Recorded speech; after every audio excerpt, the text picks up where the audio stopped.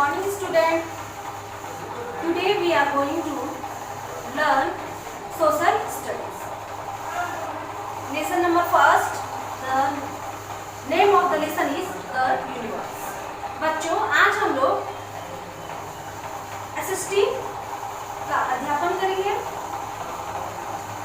और lesson number है first और नाम है द यूनिवर्स. यूनिवर्स मीन्स ब्रह्मांड होता है. बच्चों हम लोगों को पता है जो पूरी पृथ्वी पूरी ब्रह्मांड के अंदर पूरा आकाश पाताल पृथ्वी सब समाया हुआ उसके अंदर ही हम लोग भी समाये हैं.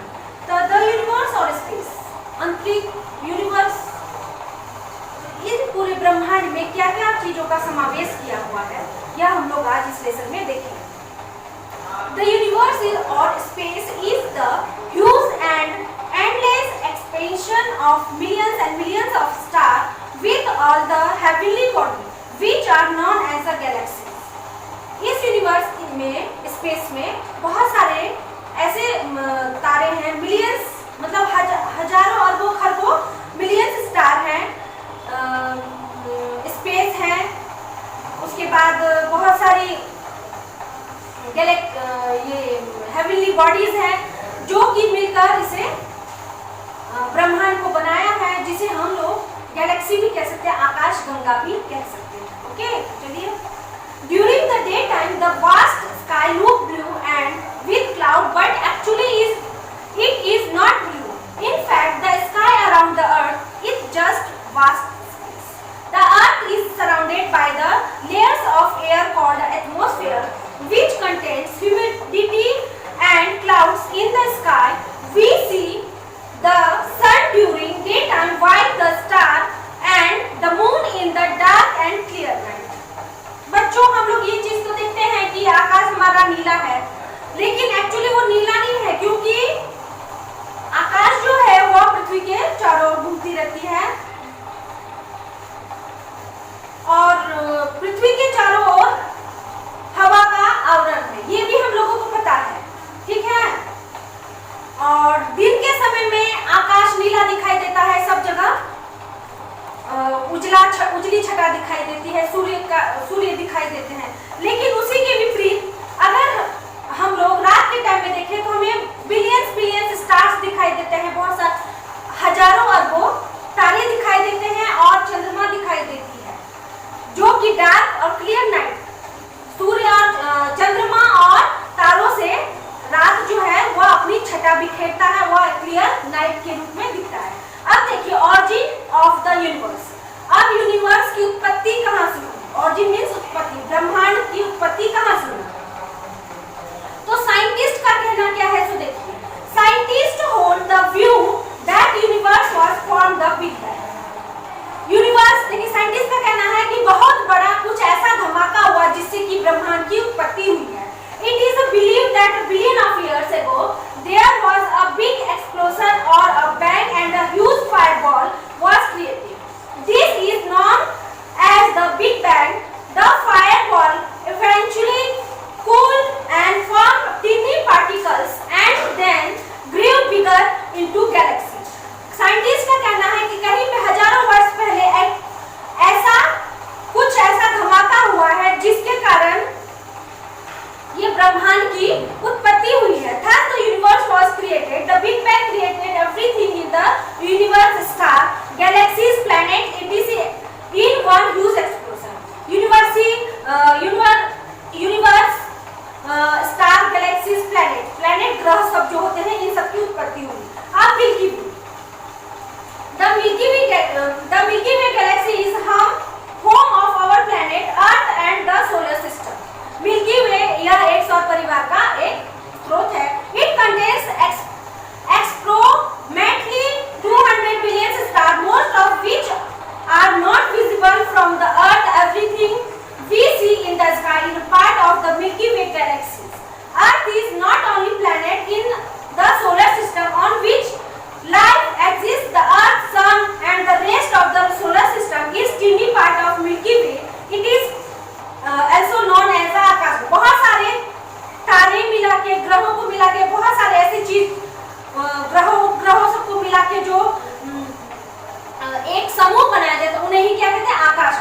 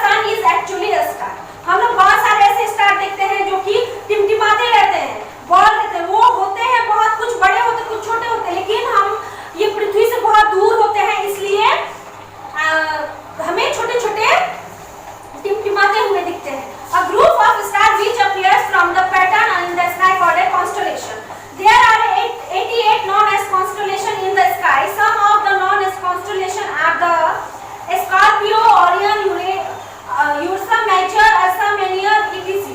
Sirius of the brightest star we see in the night sky, but it looks smaller because it is much farther away from the Earth.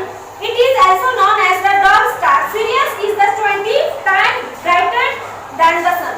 ये एक कुछ इन स्टारों में बहुत सारे स्टार ब्राइटर होते हैं, कोई कुछ कम होते हैं, लेकिन कुछ ऐसे होते हैं स्टार चमकते रहते हैं कि सूर्य से भी ज्यादा उनमें तेज होती है। उसके बाद होगा 8 प्लैनेट्स के बारे में हम लोग जानकारी लेंगे।